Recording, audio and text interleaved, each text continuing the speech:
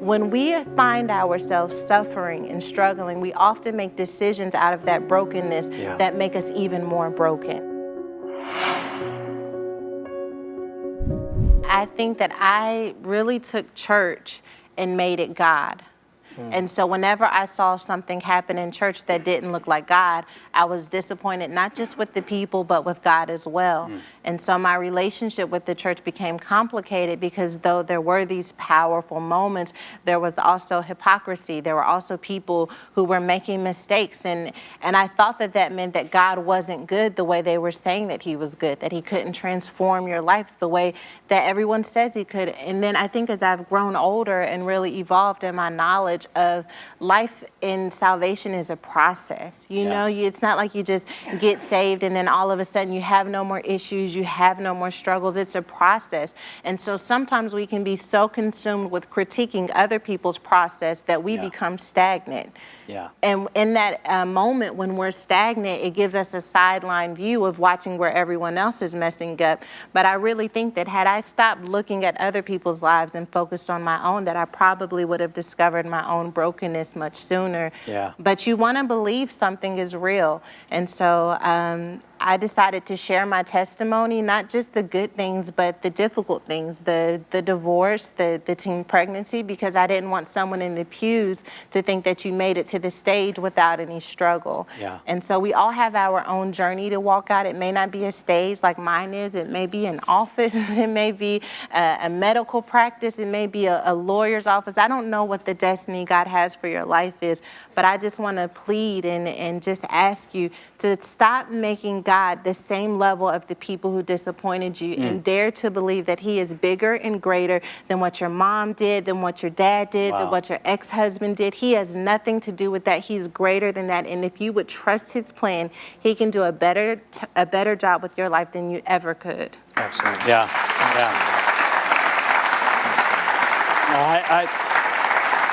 have my own son, it's named after me, my namesake. He is so disturbed by people just putting expectations on him. And there was a lady in the church that just kept saying, oh, you're going to be the next pastor of this church. You're going to take over this church. And he was just so mad. And one day, he's my Simon Peter. He did draw the sword. And one day he said, he got so tired of it, finally, yes, I am going to take over this church, and I'm going to turn it into a bar. We laugh about it now, but it was part of that whole dynamic. Pastor, this is part of the mandate that God has helped you with. One Church LA, Potter's House. One Church LA has so many young people, so many people that actually have rejected the church. What's the bell? What's the sound that's bringing them back? Yeah, I think, we talked about authenticity. We're in an information age now where, you can't lie. You couldn't lie if you wanted to, because everything is just one click away. And I think that this generation, a lot of people think that millennials don't want God. They do want God, but they want a real God, a God that is tangible, a God that is connected to them and a God that understands them. And so for me, I think it's just the realness. I'm honest, I'm open, and I believe in them. One of the things that I never do is I never talk down to my congregation.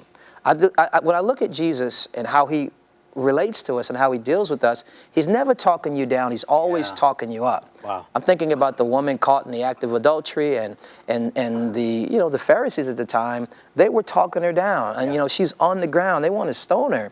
And Jesus is saying, go and sin no more. So he's always pointing upward. And I believe that I believe in young people.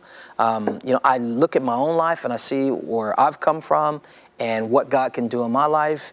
And I speak that to them. I father them. I honor them.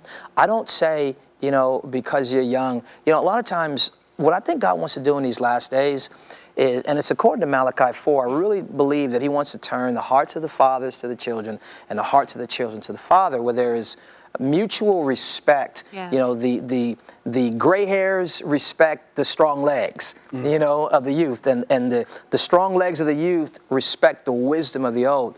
And I believe that when there is honor that transcends age, when the old don't say, oh, you're just a millennial and you're selfish, because it's not true. Right. You know, and the young don't say, oh, you're old and you're out of touch. You know, but when we begin to honor each other and one another and begin to work together, I think we're going to see incredible things happen in the kingdom. Yeah. And we're seeing it in our church right now.